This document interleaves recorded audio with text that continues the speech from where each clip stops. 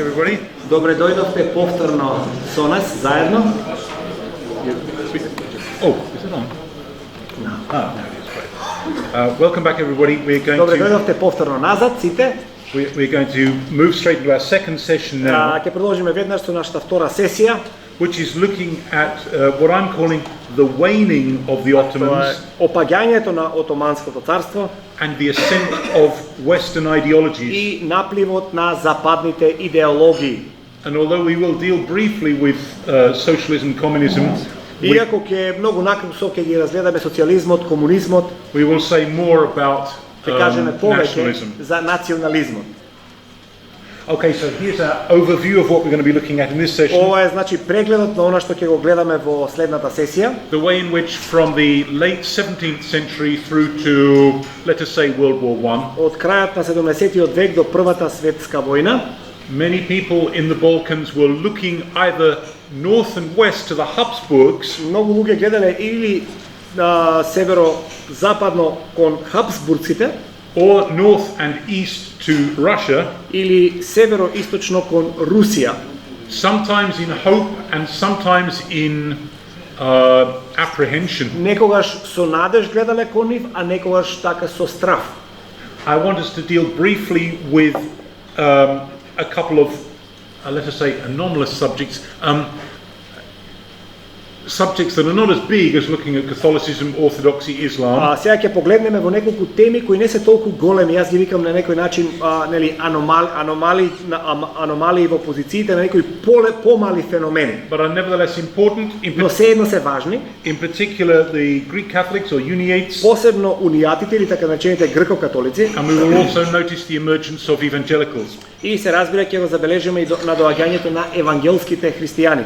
We'll look at the coming of nationalism to the Balkans Ќе го разгледаме доаѓањето на национализмот на Балканот and the ways in which churches resisted this. и начинот на кој што црквите се спротивставиле на ова. And not just churches, by the way, Jewish religious authorities and Muslim religious Не authorities. само црквите и еврејските и муслиманските религиозни групи. But with the passing of time, Но како што времето минува, Orthodox leaders had some degree of acceptance of the new way of thinking. православните водачи дошле до некаква врста на прифаќање на новиот начин на размислување.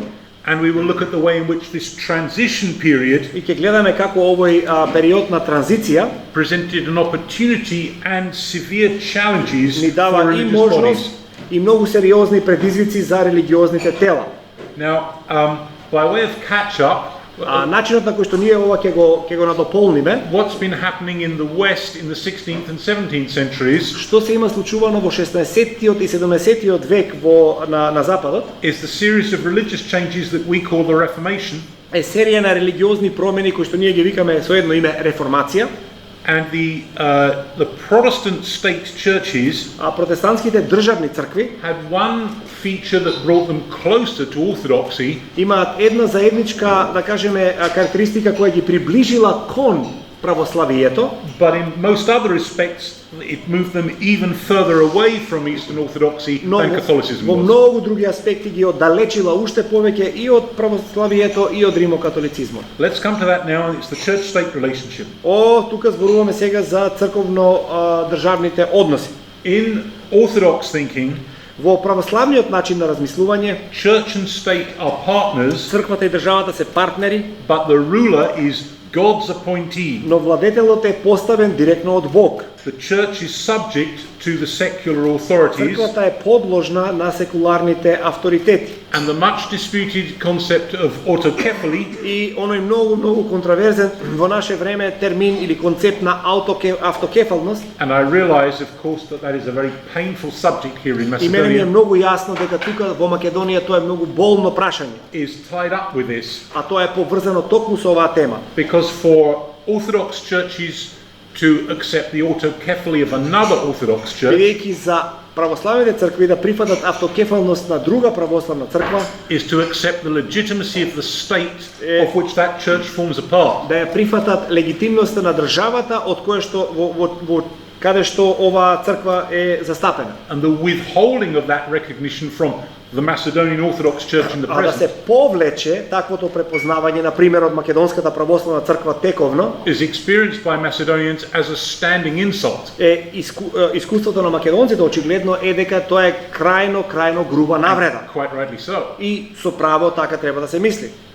In the Roman Catholic Church, Но во Римокатоличката црква, the state is subject to the church државата е подложна на црквата, and the king, therefore, to the Pope. а кралот е подложен на папата. Now, in the Western Middle Ages, we see this situation quite clearly. И во средниот век на западот тоа многу јасно се гледа. There were often conflicts between the papacy and various kings. Многу често имаме конфликти меѓу папството и најразлични кралеви. And mostly we would have to say if this was a boxing match, А најчесто ако ова беше меч во бокс, that the Pope wins on points. значи папата често победува на поени. But this situation changed as a result of the Reformation. Но оваа ситуација се сменила како резултат на реформацијата. In the Protestant state churches, Lutheran and Reformed or Calvinist, Во протестантските, значи државни цркви, лутераните или реформираните, and I'm simplifying very much here и for the овде sake многу of brevity, поедноставувам заради времето, if in effect those churches become subject to secular rulers, just like in the Eastern овие Orthodox цркви world. стануваат подложни на секуларните владетели многу слично како што тоа било случајот во Византија. But by the middle of the 17th century, Но до средината на 17-тиот век, it has become apparent ова станува веќе јасно that even in those countries that remained Catholic, дека дури и во оние земји кои што преостанале да бидат католички, the same thing has happened there. истата работа им се случува и ним. Let me explain this very simply. Ајде ова на многу едноставен начин да го објаснам. If I am, let us say, King of France На пример, еве јас сум кралот на Франција. in the 14th Во century, 14-тиот век, don't fight the Pope, не може да се никако не смеш да се тепаш со папата. you will lose. Ќе изгубиш. Right?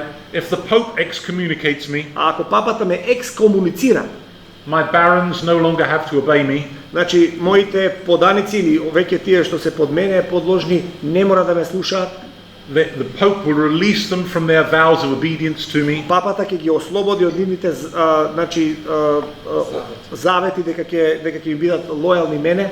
and if I am overthrown, И ако мене ме на некој начин значи симнат од власт, that event will be the same event as the end of my life. тоа ќе биде исто како и крајот на мојот живот, истовремено.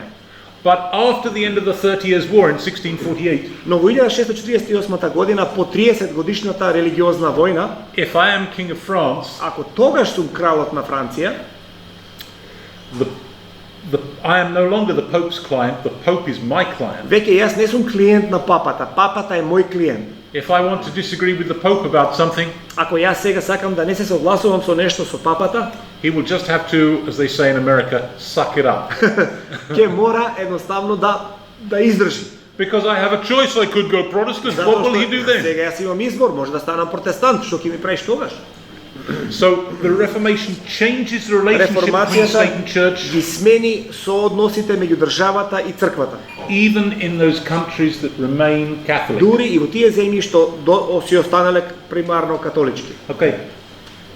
As a side product of the А Reformation, како нус појава на реформацијата, Anabaptist churches of various kinds are created, се појавуваат разни врсти на така наречени анабаптистички цркви. and these have much in common with most evangelical churches today. А тие имаат нешто многу заедничко со најголемиот дел од евангелските цркви денеска. Baptist, Pentecostal, and Баптисти, others. пентекосталци и разни други деноминации. The line that the Anabaptists took Насоката која анабаптистите ја зеле is that Christians have to have nothing to do with worldly е power. дека христијаните немаат апсолутно никаков допир со световните сили. There neither is nor can be such a thing as a Christian state. Нема и не може да има така наречена христијанска држава. Now that idea implies Но таа religious идеја toleration.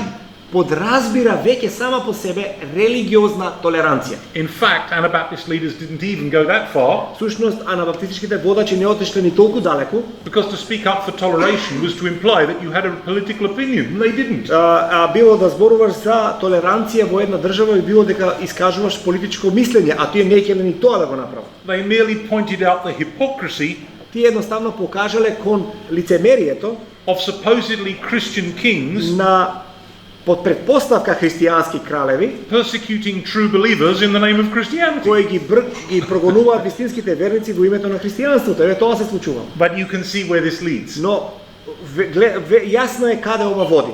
In the long run, Долгорочно the Reformation produced a situation произвела ситуација which the Catholic opponents of Martin Luther had always predicted. која што всушност католичките противници на Мартин Лутер од секогаш ја предвиделе. It would produce many religious confessions, Ќе произведе многу религиозни деноминации и конфесии, and in some countries, а во некои земји, most notably in Britain and the Netherlands, најмногу во Британија и во Холандија, the official status of one particular church официјалниот статус на една специфична црква became impossible to enforce. беше невозможно да се примени. And grumpily and grudgingly, И на сила и некако преку трупа, those Protestant countries were obliged to tolerate people they didn't much like. таквите протестантски држави биле присилени да ги толерираат луѓето што и баш не многу ги сакале.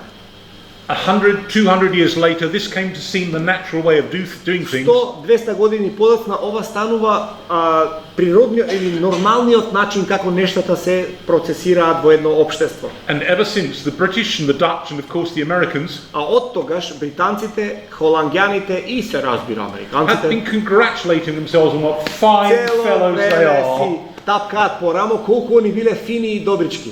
for seeing what a good thing it is to have religious toleration. Гледате ли колку е убаво да се има религиозна толеранција? But believe me, they all tried the opposite Но верувајте ми, сите се обидоа спротивно да направат, да нема толеранција. and it just wouldn't work. Едноставно не успеале, па за тоа. Let's move on. Ајде да продолжиме. Back to Balkan affairs. Да се вратиме на балканските настани. The Ottoman high tide of power, Значи, врвот на силата на Отоманското царство and also the biggest threat that it represented to the West, и најголемата закана што ја представувало тогаш за Западот, we can say is the period between the two sieges of Vienna, е периодот меѓу двете опсади на Виена. both of which were unsuccessful. Обете биле неуспешни. 1529 and 1683. 1529 и 1683. Now, of course, because Vienna was the Habsburgs' capital, И се разбира токму заради тоа што Виена била главниот град на Хапсбурците, and the Habsburg state was the most powerful in Europe, а Хапсбуршкото царство било најмокно во Европа, Vienna was, in a very real sense, the capital of the West. Виена на вистинска смисла на зборот била главниот град на Западот. It's not until much later on that it's overtaken by Paris and London. Не подоцна, значи приматот е преземен од Париз и потоа од Лондон. After the failure of the siege of 1683, И по неуспехот на опсадата во 1683-та, Habsburg armies made major advances into Hungary, Croatia, Transylvania, армиите на Хапсбуршкото царство направиле големи продори во Унгарија, Хрватска и Трансилванија.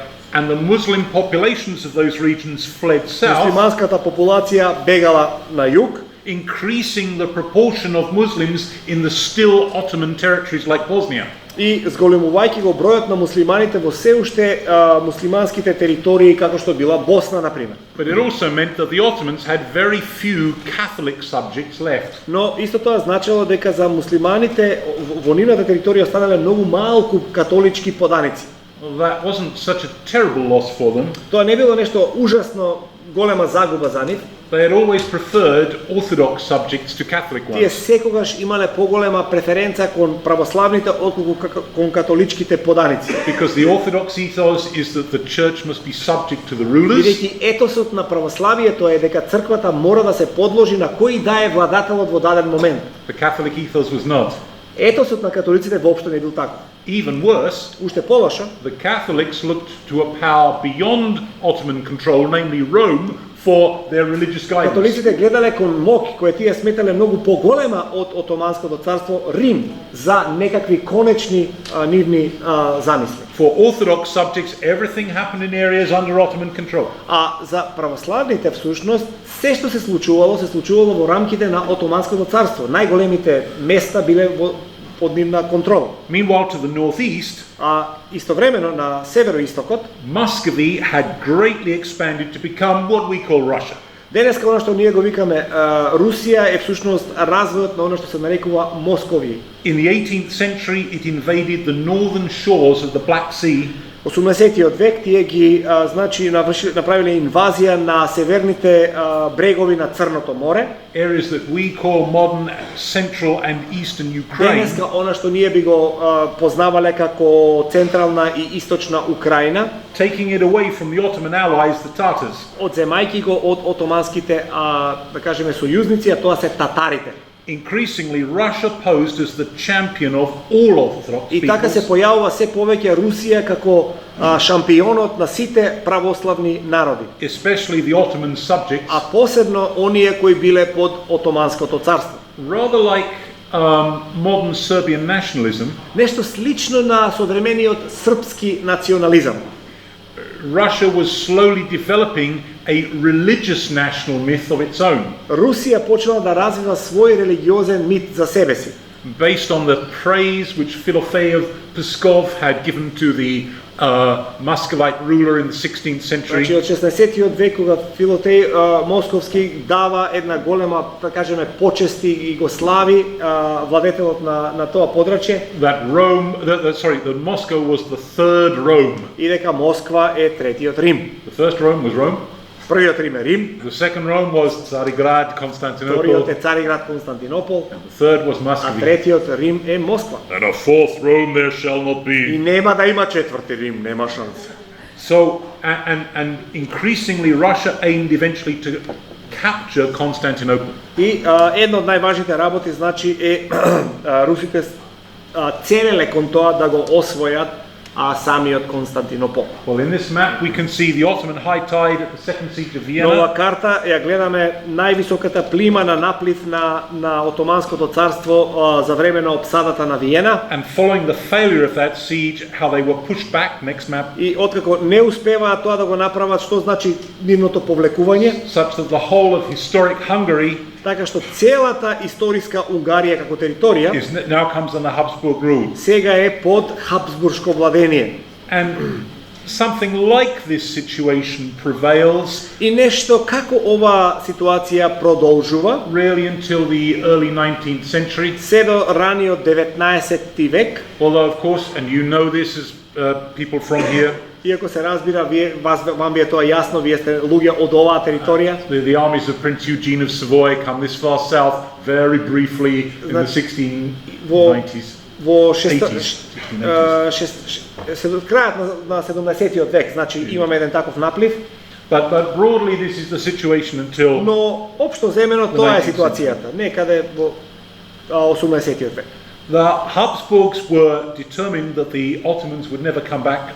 Хабсбурците биле апсолутно посветени на тоа дека отоманците никогаш нема да се вратат, And the new borderlands had been semi-depopulated by fighting and the flight of Muslims. а новите погранични територии биле полу раселени или депопуларизирани, затоа немале толку население, а токму заради борбите. And so they encouraged anybody to live in the Vojna Krajina, И тие сите ги охрабрувале секој што сакал да живее во така наречената воена крајна. and they did not inquire too closely into people's religion. И воопшто не ги интересирало која е религијата на луѓето што би дошле да се населат на таа воена крајна. The results are still with us today. Резултатите се со нас до денешен ден. Very mixed populations Многу across мешани these regions. населенија на секаде низ овие региони. In the mid-19th century, Во средината на 19-тиот век was roughly 50% Orthodox, зборуваме за отприлика 50% православни, 40% Catholic, 40% католици, 5%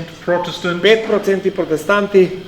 In the late 18th century, Germans, the Donauschwaben, were encouraged to settle there. Некаде кон крајот на 80-тиот век германците, швабите биле на охрабрени да се населат таму. But also a load of Slovaks from Многу словаци, what they considered Upper Hungary, она што тие го сметале горна Унгарија, half of whom were Catholics, half of them were Lutherans. а половина од тие биле католици, но половина од нив биле лутерани.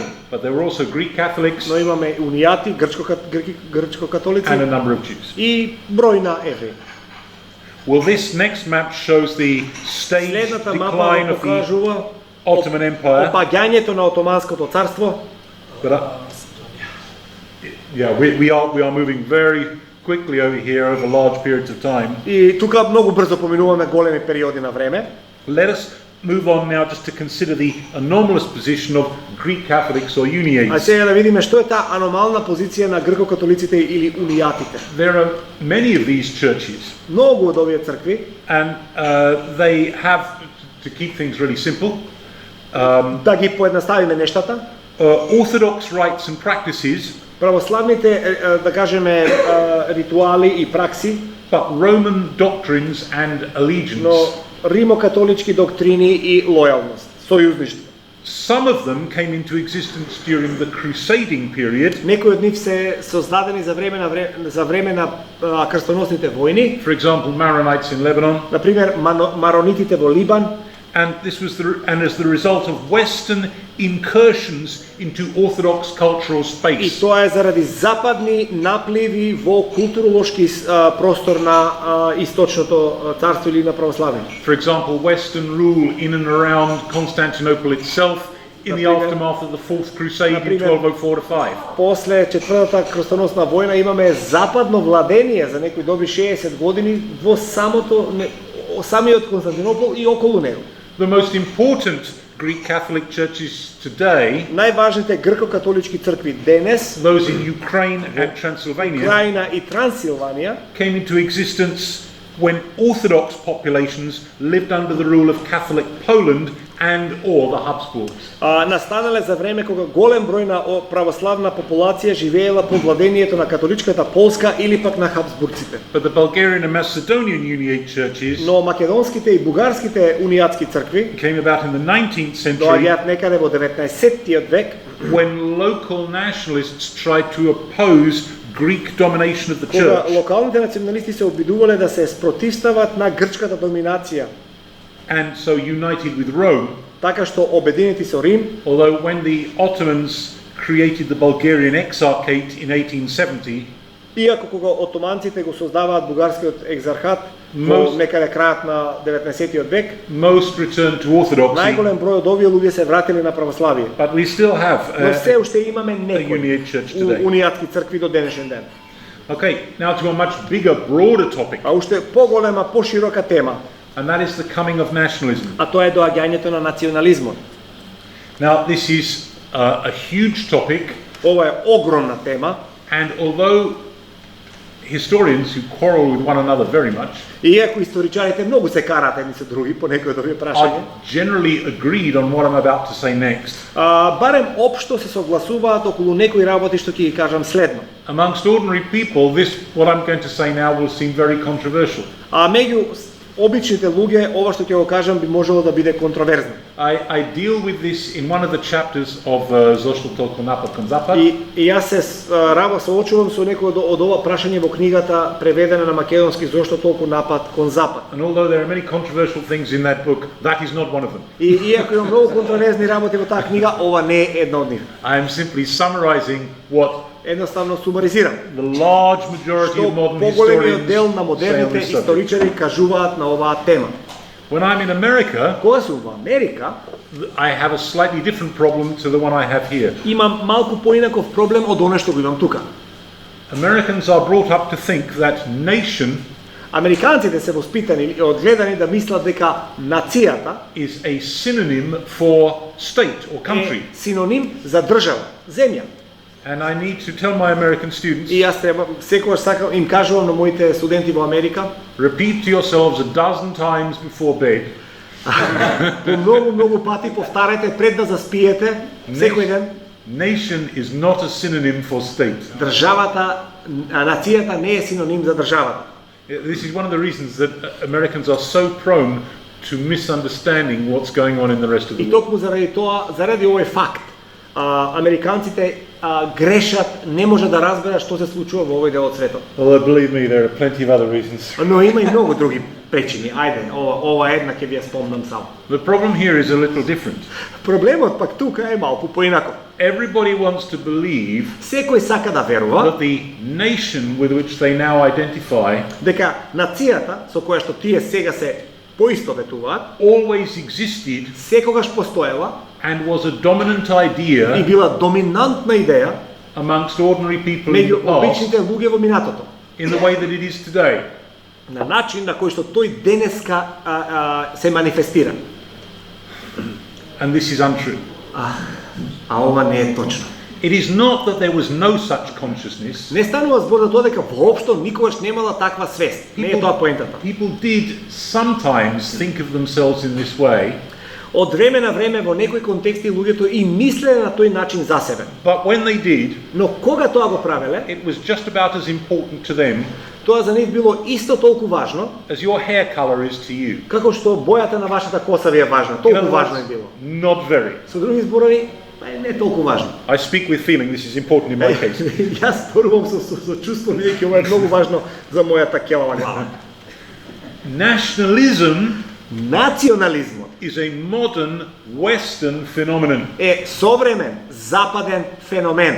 It comes into existence Доаѓа или се создава when there is significant urbanization кога постои една многу значителна урбанизација and industrialization. и индустриализација, And this makes the old forms of identity no longer meaningful for ordinary people. а ова ги прави сите оние постари врсти на идентитет веќе не толку битни и важни за луѓето. Pre-modern people Премодерните луѓе do not think of themselves primarily in this way. не размислувале примерно за себе на овој начин. If we could go back in Doctor Who's TARDIS, Ако се вратиме назад во Доктор Ху Стардис, is Doctor Who on television? Доктор Ху. Yeah. Има Доктор Ху, некој го гледа во Македонија? Или има некој? Oh, okay, you don't know who it is. No mind. Не We знаете go кој е back in the Доктор time Ху. machine. Ома Доктор Ху има временска машина. And we climb out and we are in, well, it might be Macedonia, it might be France, Се качуваш во машината и се појаваш во Македонија, можеби во Франција, in the 13th во century. 13 век. And there in the fields, on И the far side, таму, некаде далеку во полето, is a peasant. имаме еден селанец. And we go and speak to him, we will imagine that we speak the same language. Ајде да замислиме, збориме исти јазик. And we say, what sort of human being are И you? викаме, каква врста на човечко суштество сте вие? And you are wanting to say, I am a Macedonian И engineer. се разбира, вие сакате да слушнете, јас сум македонец инженер. He is not going to say, I am a French peasant. И нема да каже, јас сум француски селанец, нема тоа да ви го каже. He is going to say, Еве што ќе ви каже. I am the subject of that lord in that castle over Јас there. сум поданик на оној таму, нели, гроф тука во замокот, број 1. And I am the son of such and such and such a Потоа јас person. сум синот на тој не знам кој, And I belong to this village. припаѓам на ова село, And if they give a bigger identity, а ако сакаат да ви дадат и малку поширок идентитет, they will say, I am a Christian. ќе ви кажат, јас сум христијанин. Well, you think, of course you are, this is medieval France. И ти си мислиш, ама се разбира дека си ова е средновековна But Франција. hey, if you go to a less modernized country today, Но ако отидете во некоја не толку модернизирана земја денеска and you go to Mali, и отидете во Мали, they will talk the same kind of way, на ист начин ќе ви зборуваат and then they will say, and I am a Muslim. и ќе кажат, покрај сите тие работи што ќе ви кажат, и Still муслиман. there. Толку, се уште е таму. So we identify ourselves in respect of our nationality and our profession. Ние се идентификуваме современо по нашата националност и по нашата професија. And it's not that the peasant didn't know he was a peasant. А не е тоа дека селанецот или во случај да кажеме земјоделецот не знаел дека е земјоделец. Although there is a 90 or 95% chance he did not know that he was French. Но 95% постои шанса дека не ни знаел дека е французи. But he identifies in other terms. Тој се идентификува себе си во совсема поинакви термини. We start thinking of ourselves in this way when these kinds of changes, urbanization, Почнуваме industrialization да happen. размислуваме на овој начин кога овие работи се случуваат меѓу нас во општеството. I am not the subject of some medieval lord. Не сум јас поданик на некаков средовековен гроф. I could tell you who my father was, but it would mean nothing to Ќе you. ти кажам кој ми е татко, ма тебе што тоа ти значи? But if I say I am a Кажам. tiresome British academic, Јас сум, значи, еден многу здодевен британски академик. then you know what kind of human Тогаш being I знаете am. каква врста на човечко суштество сум јас. That means something in modern terms. Тоа во модерни термини нешто вас ви значи. So if people have national consciousness, Ако луѓето сега развиле и имаат национална свест, it is possible that this can be ideologized as nationalism. Можно е ово да се идеологизира како национализам.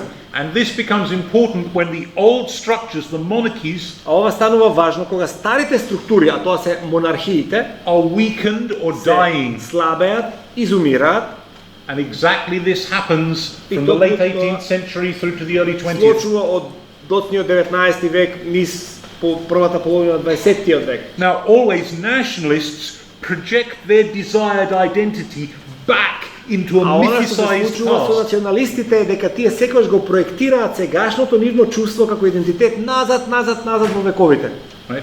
In which we Каде што она колективното ние were either great, бевме големи, a greatness that we must recover in the present, а со други зборови, ако тогаш ние сме биле големи, сега мора да ја обновиме таа големина. or Или we were Ние victims, бевме жртви. a victimhood that we must now avenge. И сега And put right. ние сме жртви и затоа треба да се одмазниме и правдата да завладее. Can you see that this is a recipe for conflict? Нели гледате дека ова е рецепт за конфликт? Now, in the Balkans, На Балканот religious structures were everywhere tied closely, actually not just in the Balkans, right across the continent, they were everywhere tied closely to the old monarchies. значи насекаде низ Европа значи групите религиозните групи се секогаш поврзани со монархиите. And that means that they all resisted the rise of nationalism. И сите до една се противставувале во почетокот на подемот на национализмот. Црквите биле против. I know, you know, that Знам, this changed вие in the знаете 20th century. дека се случи промена во 20-тиот век. But don't read the present back into the past. Но повторно, немој да го читате, ја читате сегашноста, да ја наметнувате на минатото. In the 19th century, nationalism was secular and churches and religious leaders all resisted it. Во 19-тиот век зборуваме национализмот бил исклучиво секуларен и бил крајно имал отпор против него од страната на црковните водачи. Even Дури the rather strange or exceptional nationalism, Zionism, Jewish nationalism, дури и самиот ционизам, тој ексепционален, исклучително посебен национализам. that said we must go to Israel and claim that land as ours Кој because рекол, ние Europe мора да се mistreats us. вратиме во Израел, мора да се вратиме, мора да си ја земеме земјата.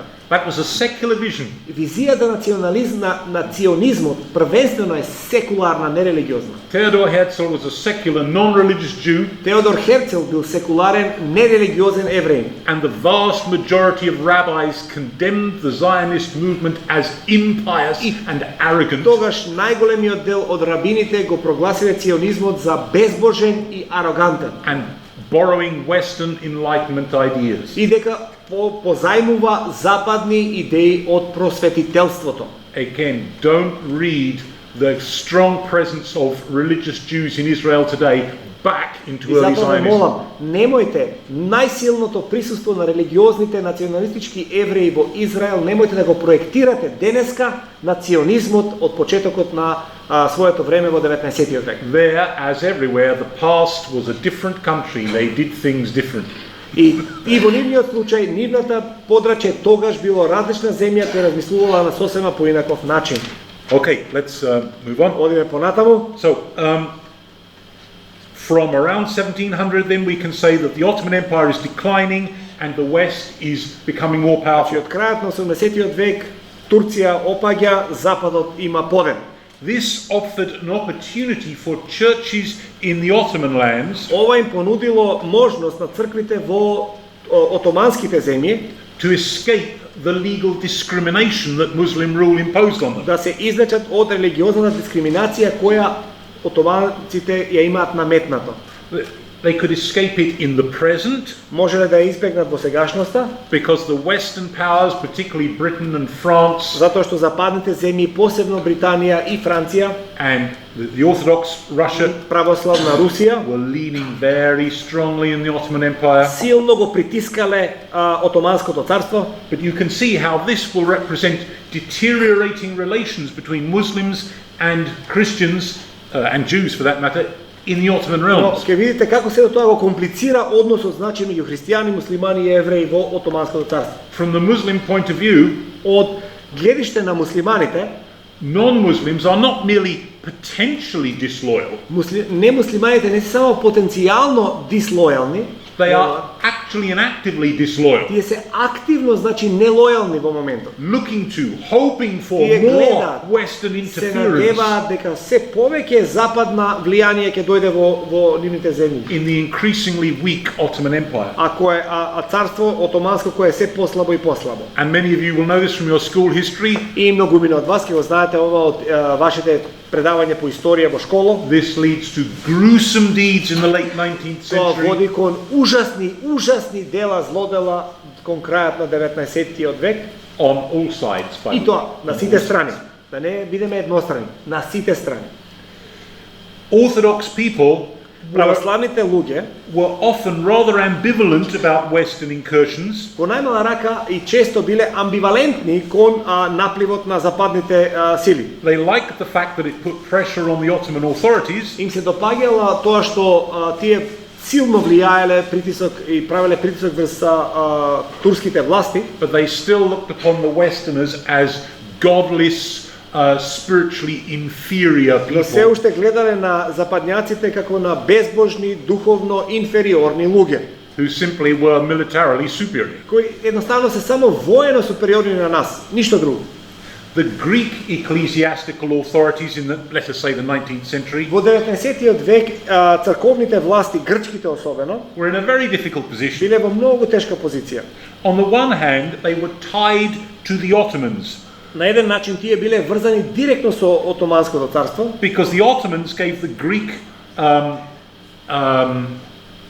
ecclesiastical authorities exclusive control over all the Orthodox within the empire. затоа што соодветно со законите во тогашното време, Отоманското царство им давала посебно исклучително право да контролираат во рамките на самото царство се што е православно.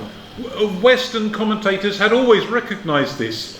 Коментаторите за овие проблематики на Западот одсекогаш го разбирале ова. All their writings for centuries had referred to Orthodox churches as the Greek Church. Секогаш тие објаснувале кога пишувале за тој период, пишувале грчката црква.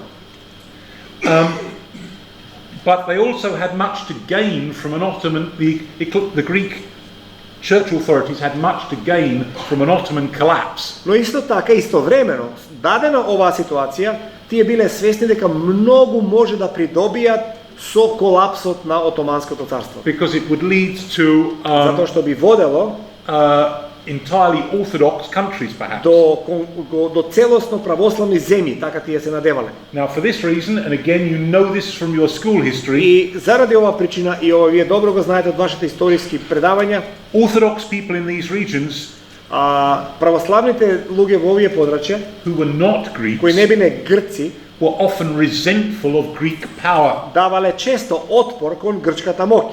And the new Western idea of А пак nationalism новиот западен идеал на национализмот gave them the conceptual framework to express that им ја resentment. дал концептуалната шема за да може да го изразат тој отпор. So we're getting a very complicated situation coming together in this region in the Така 19th што имаме century. една крајно комплицирана ситуација кон крајот на 19-тиот век на ова подрачје. Now let's look at church resistance to nationalism. Ајде да видиме сега како црквата давала отпор на национализмот. Because right across the continent, Бидејќи насекаде низ континентот, religious leaders opposed nationalism. религиозните водачи се противеле на национализмот. 19th century nationalism was secular and sometimes anti-clerical. Национализмот на 19-тиот век бил секогаш секуларен, а понекогаш дури и антиклерикален. The strongest religious opposition to nationalism was the Roman Catholic Church. Најсилниот отпор против национализмот е Римо-католичката црква. For two reasons. За две причини. One, it was tied to the old monarchs, just like the other Еден, religious бил bodies, поврзан со старите со монарсите, како и поранешните случаеви, particularly under absolutism, the divine right of kings. особено апсолутизмот, божествените права на кралот. But secondly, the Roman Catholic Church is supranational, it is global, it still Но is. втората работа е дека Римокатоличката црква е супранационална, таа е глобална, до денешен ден е така. as Americans would put it, it has no dog in the fight or no dog in the race in conflicts between nationalities. А во други зборови нема воопшто конј за трка во битките на другите народи по прашање на национализмот. In the Balkans, in the Orthodox churches, the situation was much more complicated. Но на Балканот, меѓу православните цркви, ситуацијата е крајно покомпликувана. Junior clergy, Особено свештенството од по-ниските рангови, who were often closely identified with their parishioners, кои најчесто биле поврзани со своите со луѓето од самата епархија или парохија кај што работеле, more often supported revolts than bishops did. најчесто или почесто ги поддржувале побуните отколку нивните епископи. And of course, as the Ottoman Empire gets weaker, И како што Отоманското царство слабее, as its government gets deeper and deeper into debt, и како што државата и самата влада оди се подлабоко и подлабоко во долгови, because it's trying to keep up with the Western powers in затоа што terms се of arming itself, обидува да се одржи чекор со западните сили воено особено, but it's afraid of commerce, afraid of industry, но се плашат од трговијата, се плашат од индустријата, so it has less resources to и compete. има се помалку и помалку ресурси со кои што може да се надпреварува. So the Ottoman provinces are worse and worse governed. Така што отоманските провинции се подлоша и послаба да кажеме владени. And the inrush of Western ideas, particularly nationalism, is creating discontent. А во Русија токму овие идеи на национализмот создава едно големо незадоволство. So and you realize that that creates a ferment in this region И in the се разбира 19th се and ова early 20th создава centuries. едно големо превирање, изовирање на оваа територија. But clergy, Orthodox clergy, opposed many other expressions of nationalism. Но седно, откако го кажавме ова, да нагласиме дека и самите свештеници, обични свештеници, биле противници на многу други изрази на национализмот. Think of Vuk Karadzic's modern orthography. Ајде да размислиме за современата ортографија на Вук Караджич. Пиши као што говориш, а читај као што е написано. Еве тоа. Right. Така. And his translation of the New Testament, И преводот на Новиот Завет, both were rejected by clergy as impious. и едното и другото е отфрлено од свештенството како безбожно. One should stick with Old Church Slavonic. Дај да се држиме до старословенскиот. But of course, modern nationalism is not happy with that. Но современиот национализам воопшто не е среќен со овој феномен. Similarly, in Romania, Слично во Романија, nationalists wanted националистите to move the writing of Romanian away from Cyrillic to сакале да Latin. го отстранат, да го дистанцираат писмото, пишувањето од кирилица и да се свртат кон латиница. We are Romanians, Roman. Ние сме романци, ние сме римјани. And they want to express that, И тие сакале тоа да го изразат, and of course clergy opposed it. и се разбира свештенството е против. I mean, this is, in the case of the Serbian case, this is particularly ironic now, Ова е крајно иронично по прашање на србите. because things have changed in the 20th century. 20-тиот век нештата се сменети, So Karadzic's New Testament така is што новиот завет на Караджич considered as a treasure by religious се Serbian смета, nationalists. се смета за богатство, значи за ризница од религиозните српски националисти. За Listen, абсурдот да биде целосен.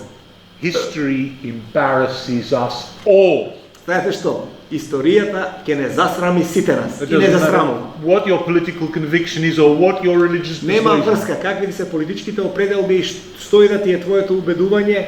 If you look at it in the round, you will come away embarrassed, and you should be. Ако гледаш правилно и длабоко на него, еден момент ќе се засрамиш од таа ситуација и знаеш што? Треба да се срамиш.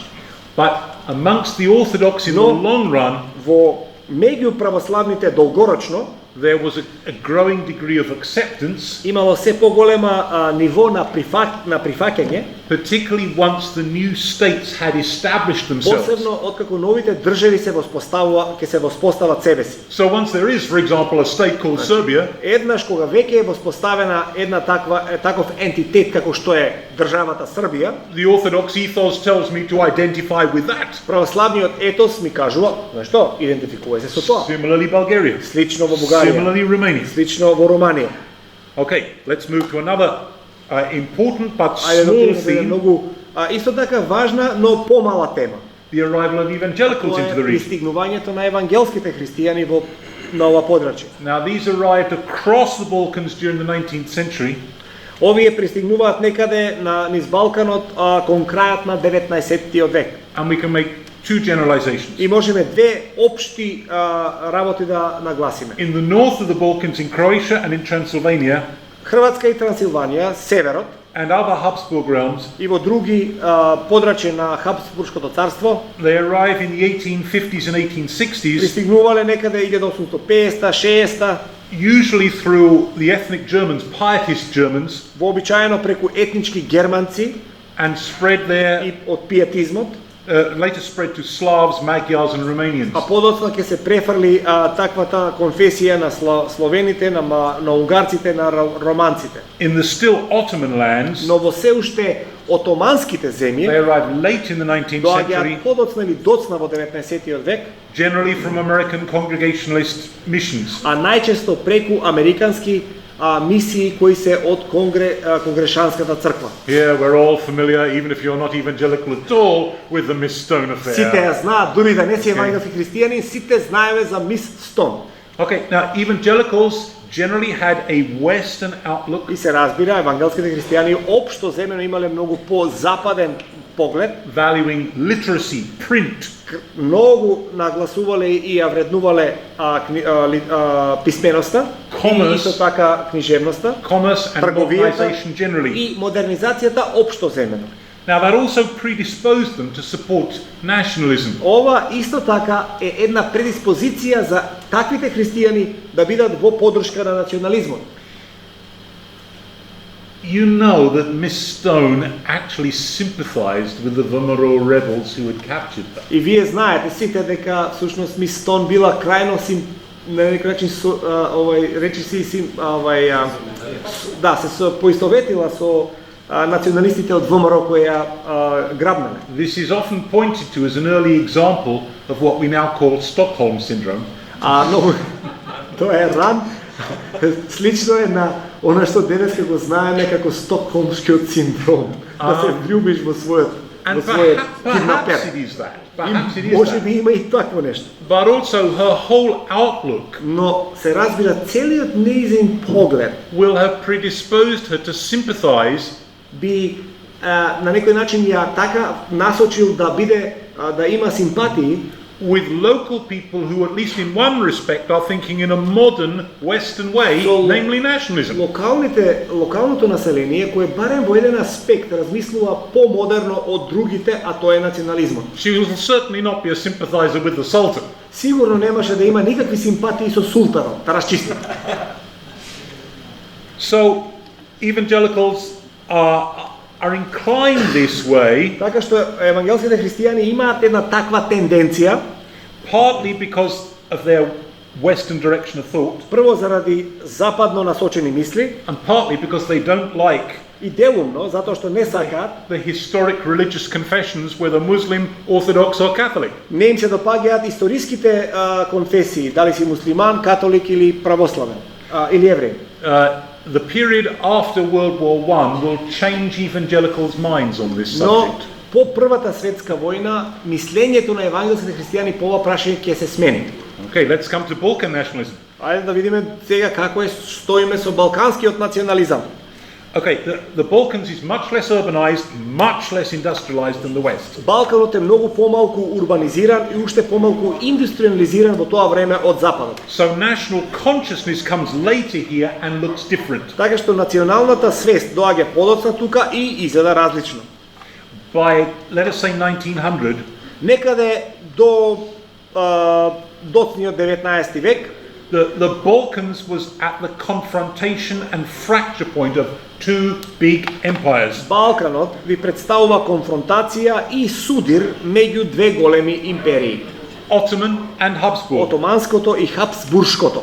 And it knew that it was the desired field of a third empire, the Russians. И се разбира заедно едно сеопшто, општо посакувано подрачје на експанзијата на Третото царство, а тоа е Русија. And in some of the conflicts of the late 19th century, И во некои од конфликтите на доцниот 19 век there are real horror stories of massacres in both directions, имаме страшни хорор приказни за масакри и од едните и од другите, which happens very often when empires are slowly retreating and becoming weak. That's the point where they're likely to lash out and do terrible things that they would not have done in their prime. Тоа е најчесто кога всушност империите ослабуваат, слабеат и пропаѓаат и прават такви незамисливи нешта кои никогаш не би помислили да ги направат во екот на својата сила. But the legacy of the Millet system Но да кажеме наследството од милетскиот систем meant that for many generations, значело дека за многу генерации religious identity was core to ordinary people. религиозниот идентитет бил суштината за обичниот човек. And so it plays a larger role in modern national И identity токму затоа игра многу важна улога во современиот идентитет than in, say, France or Germany. отколку на пример во Франција или во Германија. And the often primitive nature of Balkan И често societies примитивната природа на балканските општества, meant, and I'm not being rude here, you only have to look at some of Manchevsky's movies where he finds the most и ancient се надевам не villages. сум премногу груп овде, но јас само позајмувам имагинација слики од филмовите на Милчо Манчевски. It meant that nationalism would have a tribal aspect rather than a civic one, like Значило in Budapest. дека национализмот ќе има племенски аспект наместо оној граѓански како што на пример во Будимпешта во Унгарија. Now, I think Сега мислам I want to skip the next ќе couple го of скокнеме slides to save следните time. да заради времето. Okay, let's no, we'll look at this. Here. Yeah. Okay, this map shows us Оваа карта ни покажува the changing frontiers in the peninsula како се менува, да кажеме, ограничувањата на овој полуостров in the period between the horrible fighting of the во 1870s период меѓу ужасните војни од 1770-тите and the Balkan Wars of 1912 to и 13. до првата и втората Балканска војна. So we're seeing the creation of some new nation states, or supposedly Тука nation гледаме states, создавањето на некои нови, барем во некаква прелиминарна фаза национални држави. but still a large stretch of territory, including here, under Но се Ottoman уште control. огромна подрачна територија, вклучувајќи и нас, се уште се под отоманско владение. Now this period leading up to World War I, Сега ова подрачје, овој период кој води до првата светска војна, you already know this from your school history, it is extremely tumultuous here. значи крајно бурен период. Okay, let's move on and think about that situation. Ајде сега да размислуваме конкретно за таа ситуација. Now, nationalism, like all Enlightenment-derived ideologies, Национализмот, како и сите други нешта, идеологии кои произлегуваат од просветителството, is fallacious. всушност е неправилен. It does not correctly describe the human tradition, the human condition. Excuse me. Не ја опишува точно човечката состојба. So, for example, in the Balkans, Например, на Балканот, no ethnicity or religious confession formed the overwhelming majority anywhere except at the most local of levels, this street, this village. ниту една етничка или религиозна конфесија создала каква било преовладувачко мнозинство, освен во најлокалните контексти, мојато мало, мојата улица. Many people still didn't know what national category they should fit into. А многумина од нив се уште воопшто не знаеле во каква национална категорија би требале тие да се стават себе си. Think of the changing use of a simple word like nashki. Just think of a very simple само помислете на еден конкретен термин, нашки. Okay, in Bosnia, Во Босна, since the wars of the 1990s, за време на војните во 90-те години, many people will use this word to describe their language. многу луѓе ќе го употребат овој збор да си го опишат својот јазик. But now it's a case of simple prudence. Maybe this person is, maybe I'm a Muslim and this person is a Serb or a Croat. Let's just call the language nashki. И ама сега ова станува дури едно прашање на некаква да кажеме проникливост, као ево јас ова ќе го кажам бидејќи ја немам појма дали овој другиот од другата страна е србин, бошњак, хрват, што ли е. But in the period before World War I, Но во периодот пред Првата светска војна, lots of people couldn't really have given a name to their language because they didn't know what it was. многу луѓе не би ни знаеле да го наречат нивниот јазик со какво било име бидејќи не знаеле што тој јазик е.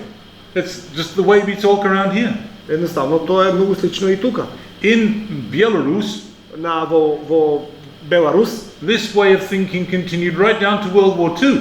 ова продолжува некаде до самата Втора светска војна. People there didn't describe themselves as Belarusians, they described themselves as, quote, locals. Тие воопшто никогаш не се опишувале себе си како белоруси, туку секогаш се опишувале себе си како ние сме локалците. There's one tiny little incident from the early 1920s. Има еден мал инцидент од некаде во раните 1920-ти. During the Russian Civil War, when Bolsheviks were fighting whites and local nationalists. За време на тоа, времето на револуцијата, кога болшевиците се борат со белогардејците, што да ви кажам? And some soldiers stopped the local peasant in Belarus. И некои војници го сопреле некој локален земјоделец селанец во Беларус. And asked him, "What nationality are you?" И го прашале која националност си ти? And there was a long pause. He didn't know what to say. И долго стоел и не знае што да каже. And in the end he said, "I'm a Catholic from these regions." И рекол, јас сум католик од овие подрачја. There is the voice of old Europe. Тоа е гласот на стара Европа. And until World War I, this was still true for many people in the Balkans. Па дури и до самата Втора светска војна овој факт е точен и вистинит за многу народи на Балкан. So it's far from obvious where borders should be drawn or what counted as a nation. Далеку од очигледно е каде границите треба да се повлечат, што конституира нација. In the case of Slavic speech, по прашање на словенскиот говор, it was far from obvious which dialects might count as distinct languages. Било многу нејасно кои дијалекти би можеле да се наречат специфично како јазици. And copying one particularly brilliant 19th century historian, и цитирам еден многу брилијантен историчар од 19-тиот век, I always ask my students, секогаш ги прашувам моите студенти, please tell me the difference кажете ми ја разликата between a language and a dialect. Меѓу јазик и дијалект. And they pause for a minute. Тие застануваат. And then I give them the 19th century historian's answer. А јас им давам одговорот на историчарот од 19 век. A language, јазик, is a dialect, е дијалект with an army. Со армија зад него. Тоа ви е јазик. Because of this, competing nationalists struggled for the same territories. Токму заради ова, националисти се надпреваруваат за иста територија. And the new states all made mutually exclusive claims. А сите овие држави прават заемно исклучиви изјави чиво е што. Ferocious ideologues threateningly instructed people as to who they really were. Значи крајно, со страшен запалив јазик, значи се наметнува на луѓето да им се стави дефиниција кои тие мора да мислат дека се. They insisted that they were enlightening people from darkness. Тие инсистирале, ние ги просветлуваме луѓето, ги вадиме од оваа темнина. They were educating them. Ние ги образуваме. Either literally or metaphorically at the point of a gun. Буквално или метафорички со пушка вперена во нив. Now, you've seen too much of that in this part of the world. Премногу од тоа вие самите го имате видено. Every one of you knows from the experience of their own families Сите вие знаете од искуството на вашите лични семејства how relatives have changed or been forced to change their names 3 or 4 times ваши during the роднини 20th century. предци биле присилени да ги сменат своите лични имиња, презимиња 3 до 4 пати. As the next lot of authorities inform you who you really are. Следните власти доаѓаат и ти викаат, знаеш ли, ние ќе ти кажеме кој си. It's particularly complicated in Macedonia, И тоа се разбира е крајно компликувано во where the Македонија, mixture was so complete, каде што мешаницата е толку комплетна, such that така што the statesmen of Europe referred to this as the Macedonian question. тие сите државници во Европа за ова се го нарекувале прашањето како македонското прашање. Now, one of the most terrible results of the 20th century Еден од најстрашните резултати на 20-тиот век has been ongoing, we would now call it ethnic cleansing. Всушност е она што денеска ние би го нарекле феноменот, на она што денеска би го нарекле етничко чистење. All regions are now more ethnically homogeneous than they were in 1900. Сите регии денеска се повеќе етнички хомогени отколку што биле во времето на 19-тиот век. And this is because of massacre, А тоа е заради масакрите, because of driving people out, заради истерување на луѓето надвор, because of forcing them to change their identity. заради присилно менување на нивниот идентитет. Now, many of you are familiar, particularly if there are any ethnic Albanians here, you Ако will има be familiar with етнички Edith Durham. албанци тука, веројатно ќе бидете свесни за оваа личност, Едит Дурам. She is a heroine amongst Albanians Таа е today. хероина на албанците денеска. She was a British anthropologist. Таа била британски антрополог. She wrote 7 books about the Balkans, Напишала 7 книги за Балканот, mostly about Montenegro, Kosovo and Albania. најмногу за Црна Гора, Косово и Албанија. Her most famous book is High Albania, Познатата книга нејзина е Висока Албанија, which is still regarded as authoritative on the region at that time to this day. што се уште се смета за како некаков авторитетен извор за тоа подрачје, за тоа време до денешен ден. Just a few weeks ago, I was Пред reading неколку недели јас читав a collection of her essays and journalistic збирка articles на нејзини есеи и написи за вестници, called Blaze in the Balkans. која се вика, значи, горењето на Балканот. And these are all very serious articles. И ова се сите многу сериозни статии, So I was completely unprepared и бев сосема неподготвен for one article that she за wrote една статија што ја напишала, intended just to make fun. само за да биде смешна. She claimed Таа тврдеше to have spoken to the patriarch of the Bobbian Orthodox Church. дека зборувала со патриархот на Бобијан православната црква. And she makes all kinds of fun about this. И се смее, значи измислува некој таков назив и смешки прави врз основа на тоа. And the patriarch insists that А патриархот инсистира most of the population of the Balkans are Bobbians, but they just don't know it. дека најголем дел од луѓето што живеат на Балканот се бобијанци, ама не знаат дека се. And that even half the population of Europe are really descended from Bobbians. И дека половина од Европа населението е потекнува од бобијанци. He says to Edith Durham, to judge from the color of your eyes and your hair, you may have Bobbian И ancestors. вика на Едит, вика, судејќи по бојата на твојата коса и очи, сигурно и ти имаш бобијански пред. You know, I suspect, but I'm not sure, Предпоставувам, ама не сум и сигурен, that this is really making most fun of the Greeks. But дека тоа најмногу сака се однесува на грците. It doesn't matter at all if I'm wrong. Едит им се смее најмногу на грците, но не е важно ако не сум прав. And so she says to him, И му well, вика, how come most of the people around here don't speak Bobbian, they speak Klondike? како тоа толку голем дел од луѓето тука не зборуваат бобијански, туку зборуваат плондијански. And then the patriarch apparently patriarch- says 2 made up words that had me rolling around and falling off my chair laughing. А тоа мене ме направи патриархот, измислува 2 зборови за кои што јас паднав од смеење од столот. Plondophone Bobbians. Тие се плондофонични бобијанци.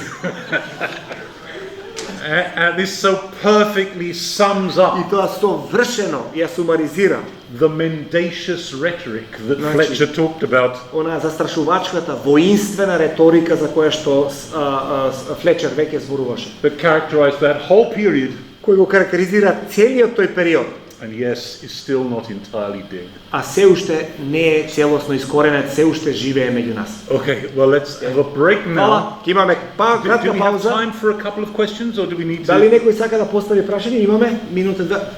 Please. На англиски или на македонски? На македонски. Ти зборувај на македонски. Во однос на In relation to почетоците на the beginning национализмот, of оној дел nationalism, каде што Where- зборуваше за почетоците на национализмот, when you spoke about the beginnings of nationalism каде што го поврза со просветителството. and you connected with enlightenment, Да. Имав тука ми дојдоа работи што сметам дека сакам would да like ги кажам и to observe прашам them за мислење and to ask околу тие what is your работи opinion. што ги имам слушнато, That I have ги имам- heard ги имам научено. and taught. Во однос на просветителството, In relation to enlightenment, две работи. Two things.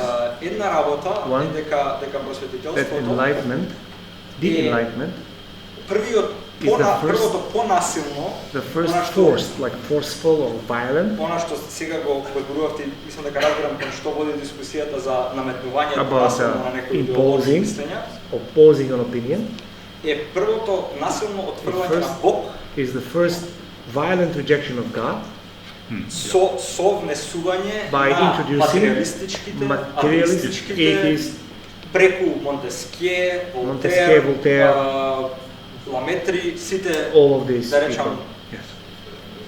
глави, умови на Thought, heads of the. Да. Сакам да прашам во однос So in relation to that, на транзицијата од of the transition традиционалните from средновековни medieval европски монархии и European општества, monarchies просветителството како to the turning enlightenment, point, како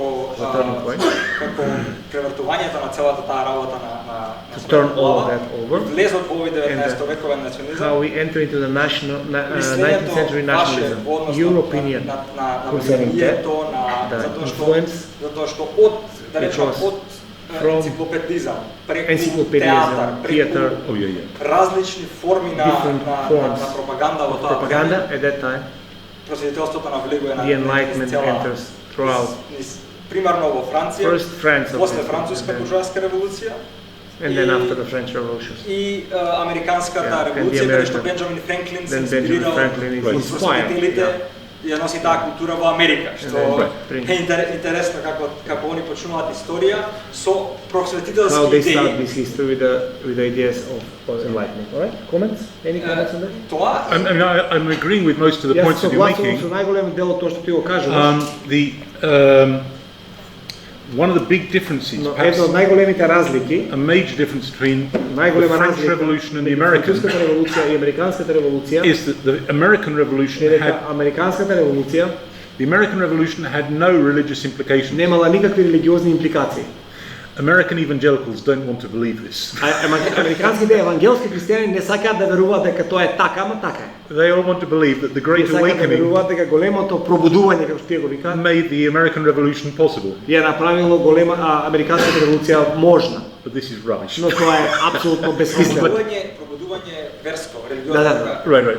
But the No. French Revolution Француската револуција had strong religious имала implications. силни религиозни импликации. If I am rebelling in 1789 Ако јас against се that бунам man there, против тој човек Луи, таму во 1700 и не знам која против Луи, I am rebelling against the Catholic Church that јас supports се him. бунам против католичката црква која го поддржува. To rebel against the one is to rebel against the Да се other. побуниш против едниот е да се побуниш против другиот по дефиниција. If I am an American revolutionary in Ако јас сум 1770s, американски револуционер во крајот на 18-тиот век, I will probably have a negative opinion of the Anglican Church. веројатно би имал некакво негативно мислење за англиканската црква. But the American colonies have had multiple religions Но for a американските long time. колонии имале толку различни религии на едно место долго време. Within a few years of the end of the Revolutionary War, Неколку години, само неколку години по револуционерната војна во Америка, there were no negative implications even for the Church of England. немало никакви негативни импликации, вклучувајќи ја и црквата So англиканската црква. that's a big difference. Така што е огромна разлика. И во однос And then, на in relation to people, кои што на пример јас знам дека еден од првите пописи one of the first censuses, како се вика тоа бројање на население census, во Франција, се In не сум France. сигурен дали е во времето на владите после револуцијата was или it во времето after на the Наполеон. revolution or Napoleon? We don't know. I don't know that. Затоа што не се сеќавам Not точно. so sure. Прв пат First time, како делче, as a пример, part. имаш вера, You have religion, држава, сето тоа. State, Прв пат се citizen. првиот поимот nationality. and then you have national. Right. Националност. Тоа е просветителска. Okay, I'm not an expert on this, Ова не сум јас експерт по ова прашање. but 19th century Но France Франција во 19-тиот век it's a fascinating subject. многу фасцинантна тема за обработка. It has many changes of regimes, Има многу промени, брзи промени на режимите. and much of it is pushing against the revolution, Најголем дел од нив се против some револуцијата, of it for, некои се во име на револуцијата. In the long run, но долгорочно, the ideas of the revolution are prevailing. Certainly by the time you get to 1900, yes. особено кога стигнете до 1900-та, ран 20 век, веќе идеите на самиот национализам продолжува. Yeah. Мислам на револуцијата победува. Аце, повели? Па сега на погласно, не знам, ајде... Има ли микрофон некаде тука, не знам, и за тебе те чујат, не. Ајде на македонски, јас ќе преведам. Или чекај, ајде на англиски, на македонски, па ќе се снима мојот превод. Ајде ти на англиски, јас на македонски. Едно прашање кој вие не го поставивте е војната на грците за независност. Каква улога тоа би имало во раѓањето на национализмот? Okay, the Greek War of Independence. Значи, грчката борба за независност. The Patriarch in Constantinople was in an impossible position when the revolt broke out. Во Константинопол бил во невозможна позиција кога побуната се случила. In the end, he is hanged because of doubts about his loyalty to the Sultan. Обесен токму заради тоа што се сомневаат дека му е лојален на султанот. The Greek rebels were only partly nationalist. Грчките побуненици биле само делумно националисти. Greece was a fundamentally pre-modern society at the time. Грција била првенствено предмодерна општество во тоа време.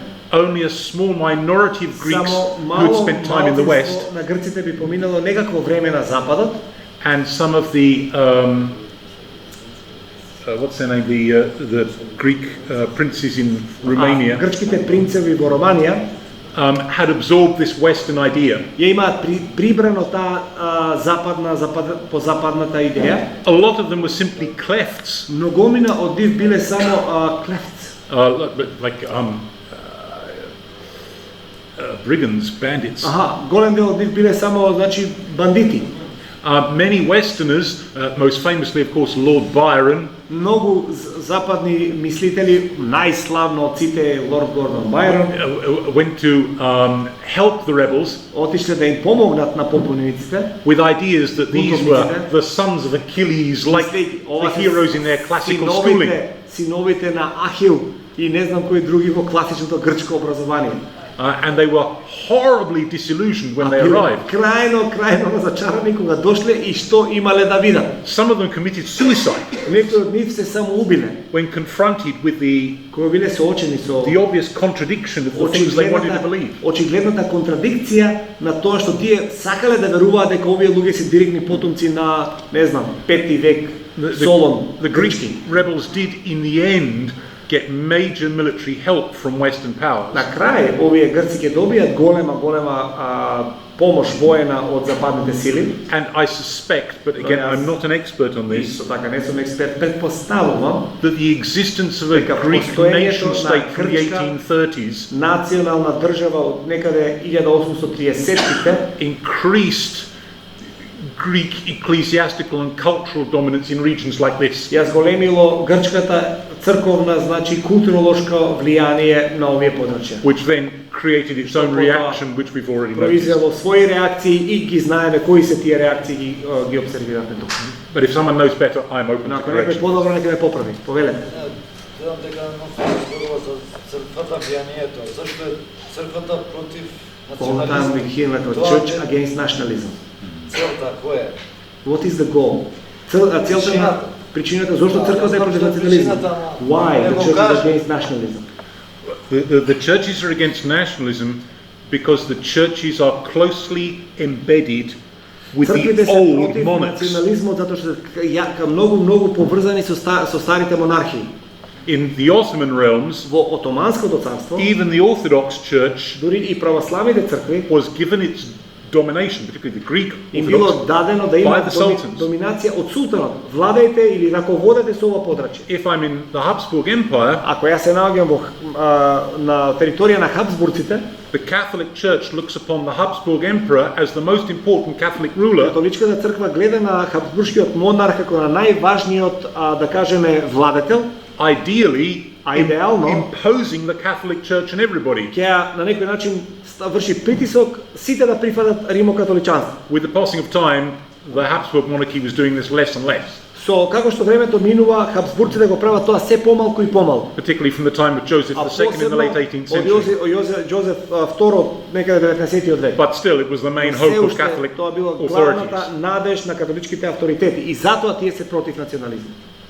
So, but all of the No. religious authorities, including Сите Muslim authorities, Религиозни авторитети, вклучувајќи ги и муслиманските авторитети, could see that nationalism was a godless, Western, rationalist сметале ideal. дека национализмот е безбожен, рационалистички, западен идеал. Now, this changes after World War I, as we will see После after the ќе break. видиме, после паузата ќе ви кажам, после првата But in the светска 19th војна, century, it's ова so. се менува.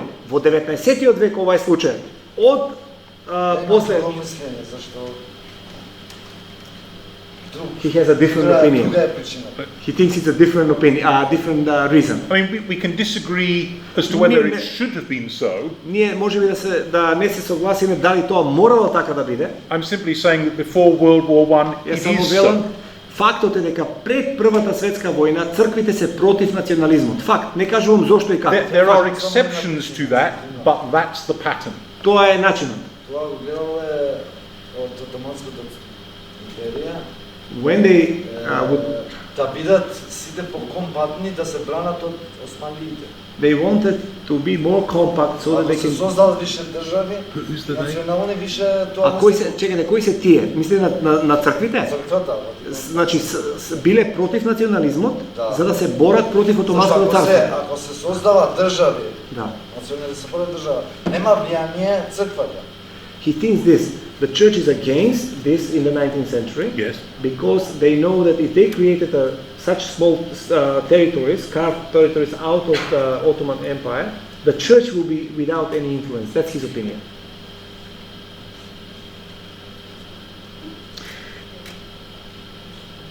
It's possible, although actually Можно е, но јас би the рекол, end point of that comes to the same place. They're opposed to the nationalism. доаѓаме до истиот поента или факт. Црквата е против национализмот до 1918. Против. As I say, after World War Но I, после Првата светска војна, this changes not everywhere, ова but се in не many секаде, places, но се менува. for reasons that we'll look at after the break. Но после паузата ќе гледаме на ова.